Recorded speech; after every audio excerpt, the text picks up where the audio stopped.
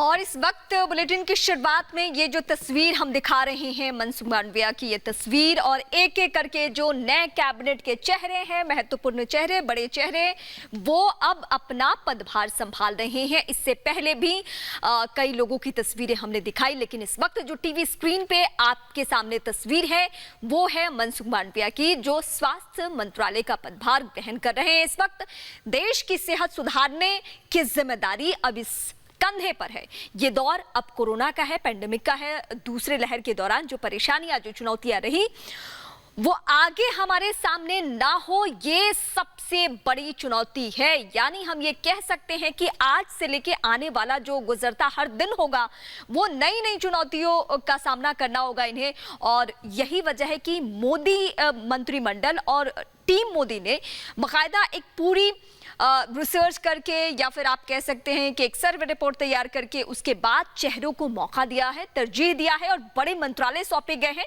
तो कौन कितना मोदी की उम्मीदों पे खरा होता है, इस पे हम सबकी निगाह है। लेकिन फिलहाल ये तस्वीरें बेहद मायने रखती है। स्वास्थ्य मंत्री ने भी अब कामकाज संभाल लिया है। इस वक्त में सबसे ज्यादा इसी पे निगाह है।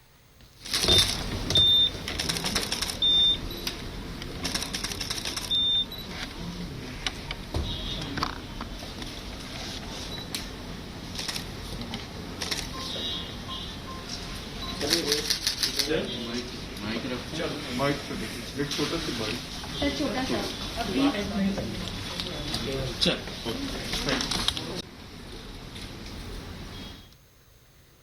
स्वास्थ्य मंत्री की इस वक्त हम तस्वीरें आपको दिखा रहे हैं, अपना पदभार संभाल रहे हैं। वो आज से अब ऑफिस के सारे कामकाज वो देखेंगे और जिम्मेदारी बहुत बड़ी है, जिसको मैं बार बार आपके सामने दोहरा रही हूं, क्योंकि कोरोना का ये वक्त है और यही वजह है कि मौका दिया गया है, स्वास्थ्य मंत्री बदल दिया गया है। बहुत सारी बातें पब्लिक के बीच में होती रही पूरे कोरोना के दौरान, तो जिम्मेदारी बड़ी है, चुनौती नहीं है, लेकिन संभालेंगे वो। ताल्लुक इनका गुजरात से है और आप समझ सकते हैं कि पूरी टीम जो गुजरात की है वो कैसे एक्टिव रहती है, कैसे काम करती है। अब ये तीन तस्वीरें, तीन महत्वपूर्ण चेहरों की आपके सामने। पहली तस्वीर, अश्विनी वैष्णव रेल मंत्री का जिम्मा संभाला है, अनुराग ठाकुर कानून मंत्री, और इसके अलावा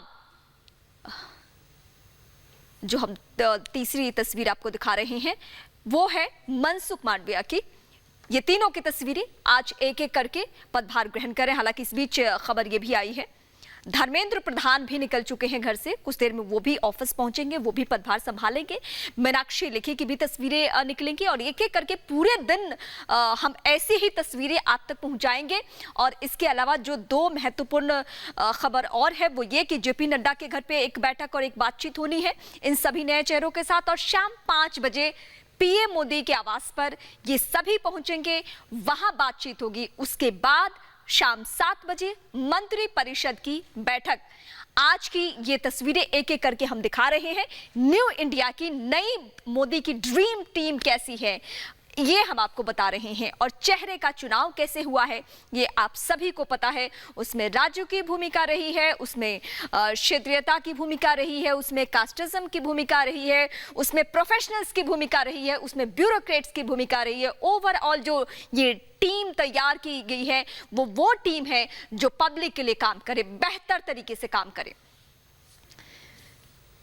हिमानी, श्वेता और अनुपमा, ये तीन सहयोगी इस वक्त हमारे साथ जुड़े हैं। हिमानी का रुख करते हैं। हिमानी, आपके पास से जो तस्वीरें निकल रही हैं, या आप कहां पे हैं, सबसे पहले तो एक अपडेट भी कीजिए, और वहां क्या कुछ हलचल है ये बताइए।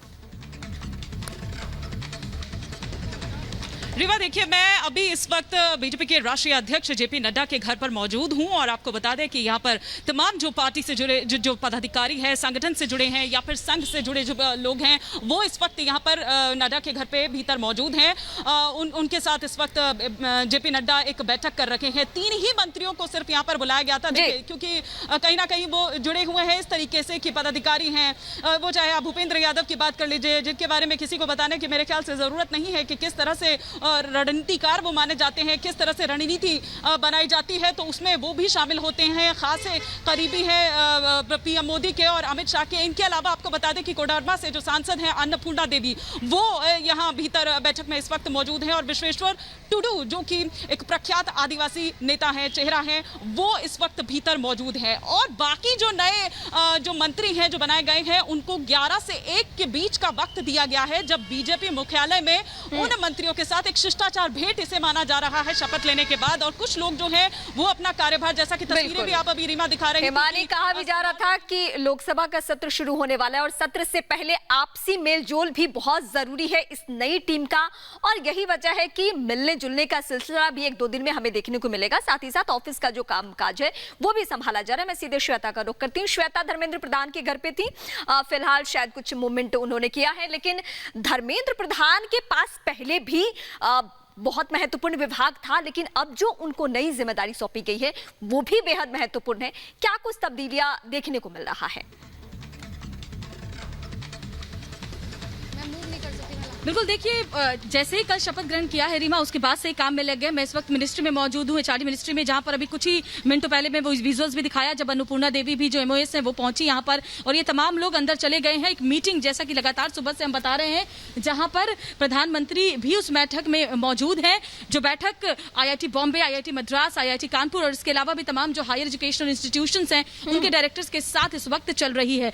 तो अभी कार्यभार ग्रहण करने से पहले ही उस मीटिंग में शामिल हो चुके हैं। जिस तरीके से हम अंदर गए थे तो हमें जो यहाँ पर अधिकारी उन्होंने बताया, और उसके बाद वो बात करेंगे। धर्मेंद्र प्रधान भी सुबह से ही आप देख रहे हैं कि बहुत ही बिजी चल रहे हैं। सुबह में भी वो मीटिंग अपने आवास पर कर रहे थे, उसके बाद आवास से निकलते हैं सीधे यहाँ मिनिस्ट्री आते हैं, और यहाँ पर उस अहम बैठक में फिलहाल वो शामिल हो रहे हैं। उनके साथ तमाम अधिकारी भी शामिल हो रहे हैं। प्रधानमंत्री भी वर्चुअली इस बैठक से जुड़ रहे हैं, जो हायर एजुकेशनल इंस्टीट्यूशंस के डायरेक्टर के साथ आज हो रही है। और देखिए बहुत सारी चुनौतियां रीमा, जाहिर तौर पर जिस तरह से आप कह रही हैं, पहले भी महत्वपूर्ण विभाग उनके पास था और अब एक और महत्वपूर्ण विभाग उनके पास जब शिक्षा मंत्रालय का है, तो जाहिर तौर पर चुनौतियां बहुत ज्यादा है। स्किल डेवलपमेंट जो प्रधानमंत्री का विजन है उस पर किस तरीके से काम करते हैं, आत्मनिर्भर भारत, स्किल डेवलपमेंट का जब भी जिक्र आता है श्वेता, तो ख्याल ये आता है कि ये जो मोदी का ड्रीम है, उस ड्रीम को किसी भरोसेमंद चेहरे, किसी काबिल चेहरे को ही दिया जा सकता है। शायद इस पैमाने में फिट बैठते हैं धर्मेंद्र प्रधान, यही वजह है कि ये उन्हें विभाग सौंपा गया है। मैं श्वेता एक बार फिर से आपका रुख करूंगी, लेकिन अनुपमा, इस वक्त बीजेपी मुख्यालय है। जब कहा जाता है कि संगठन आपकी मजबूत हो तो सरकार में आपकी स्थिति मजबूत होती है, यही 2014 से लेकर 2019 की तुलना में हमने देखा कि क्या कुछ बदला। अनुपमा, आप जहां पे हैं, संगठन के स्तर पे क्या कुछ बातचीत होनी है? क्या यहां भी कोई पहुंचने वाला है? यहां क्यों फोकस किया जा रहा है बीजेपी मुख्यालय पे?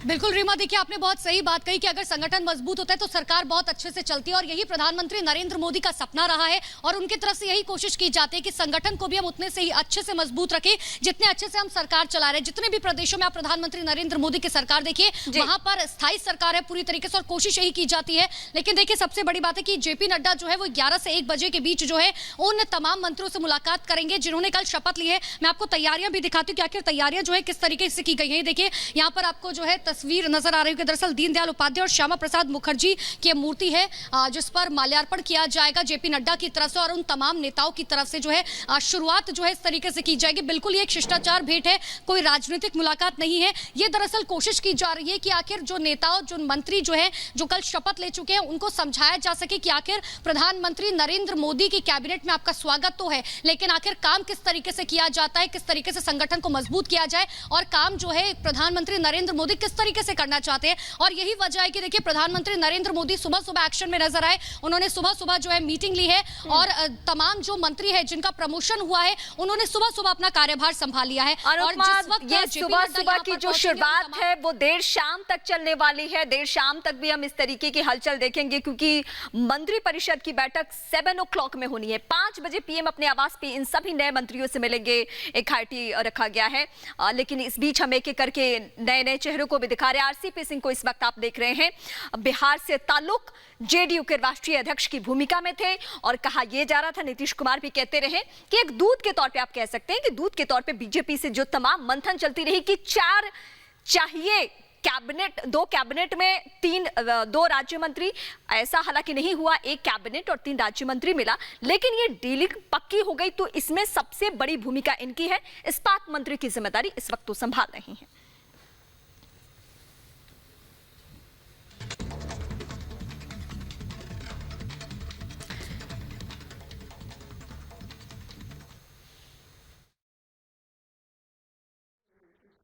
How is he feeling? Because yes, we have seen as to how many ministers have now been rewarded. Sir, how are you feeling, personally feeling? Because you are one of those ministers who have been rewarded for the great work in your ministries.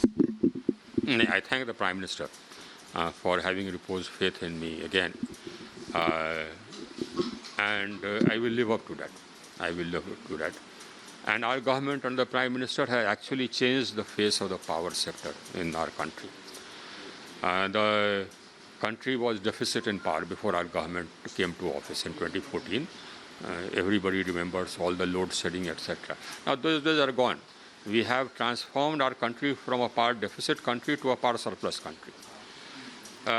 We've added 182,000 megawatts to make it a power surplus country, and we are adding more capacity. The bulk of the new capacity addition is renewables, which has no carbon load.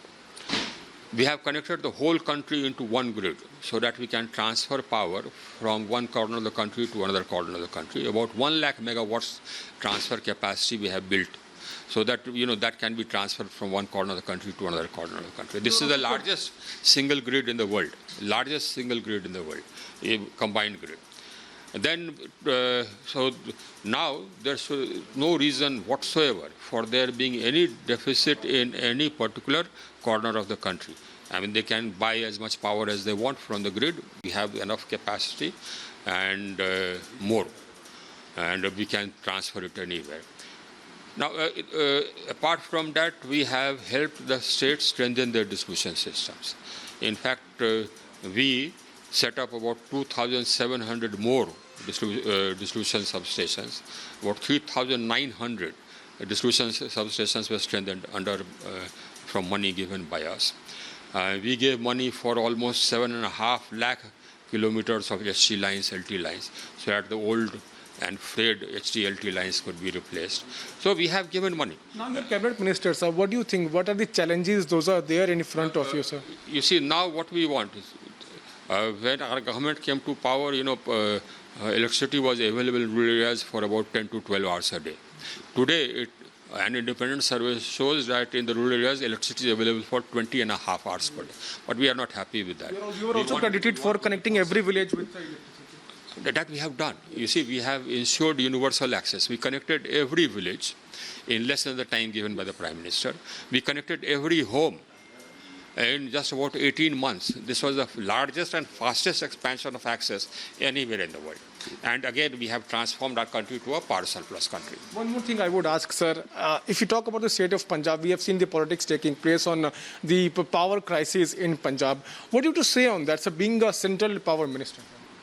You see, that is an internal sort of, this power crisis is because of internal problems of Punjab state. The state has to handle it. I believe their association. महिला चेहरा था विदेश मंत्रालय में सुषमा जी का, लगता है एक दूसरा महिला चेहरा भी उसी तरह से मैसेज देगा।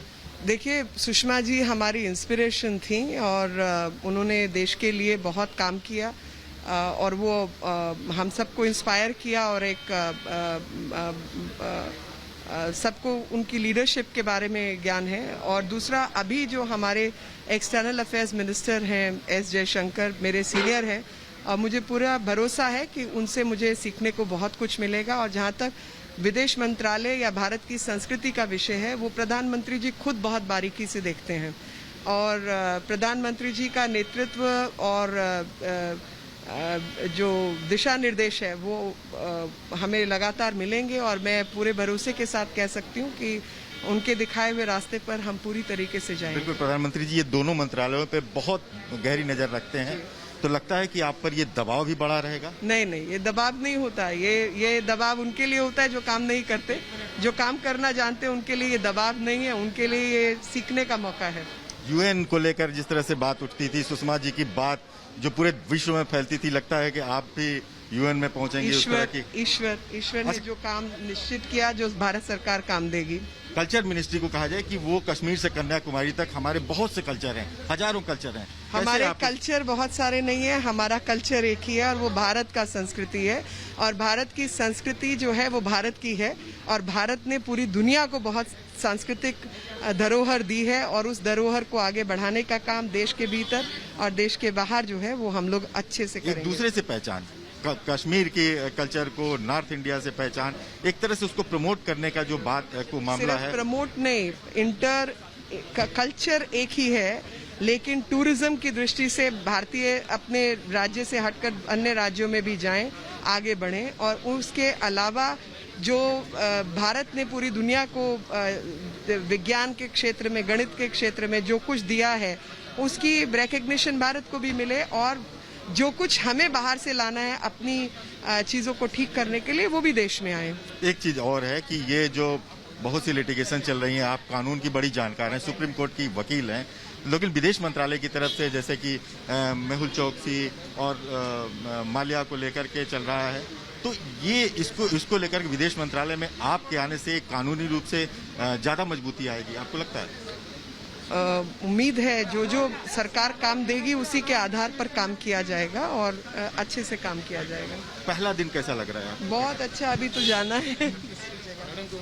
तो ये साफ है कि चुनौती बड़ी है, लेकिन उसको पूरे जज्बे के साथ संभालने के लिए मीनाक्षी लेखी पूरी तरह से तैयार दिख रही हैं। वीडियो जर्नलिस्ट सीपी सिंह के साथ अखिलेश राय, रिपब्लिक भारत। और विदेश राज्य मंत्री का जिम्मा मिला है। इसके अलावा देश की संस्कृति, जो कि हमारी धरोहर, जो हमारी पहचान, भारत की पहचान, विदेशी भी खींचे चले आते हैं, वो जिम्मेदारी भी उनके कंधे पे। और दो टुक उन्होंने कहा कि प्रधानमंत्री नरेंद्र मोदी की दोनों ही विभागों पे बहुत बारीकी से नजर रहती है और इस लिहाज से मैं अपना काम और भी बेहतर तरीके से करूंगी। जो काम करते हैं वो नहीं डरते हैं, जो नहीं करते हैं उनके सामने परेशानी होती है, चुनौती होती है। ये तमाम बातें मीनाक्षी लेखी ने कही। लेकिन इस बीच एक एक करके तमाम चेहरों की, तमाम मंत्रिमंडल के चेहरों की, धर्मेंद्र प्रधान की तस्वीरें इस वक्त आप देख रहे हैं आपके टीवी स्क्रीन पर। धर्मेंद्र प्रधान, बड़ी चुनौती, ज्योतिरादित्य सिंधिया, एक एक करके सबके चेहरे, क्योंकि सब अपने अपने मंत्रालय और अपने अपने विभाग पहुंच रहे हैं, पदभार ग्रहण करना है। आज का दिन इस तरीके से ही आगे बढ़ रहा है। तो फिर एक बार आपके टीवी स्क्रीन पर धर्मेंद्र प्रधान की तस्वीरें हम आपको दिखा रहे हैं और कोशिश यही है हमारे जो सहयोगी, जो ग्राउंड पे अवेलेबल है, कि वो इन सभी से बातचीत करें। चुनौती कैसी है, जिम्मेदारी जो मिली है उसको किस तरीके से निभाएंगे, ये सब को लेकर लगातार कोशिश की जा रही है। ज्योतिरादित्य सिंधिया की भी तस्वीरें इस वक्त हम आपको दिखा रहे हैं।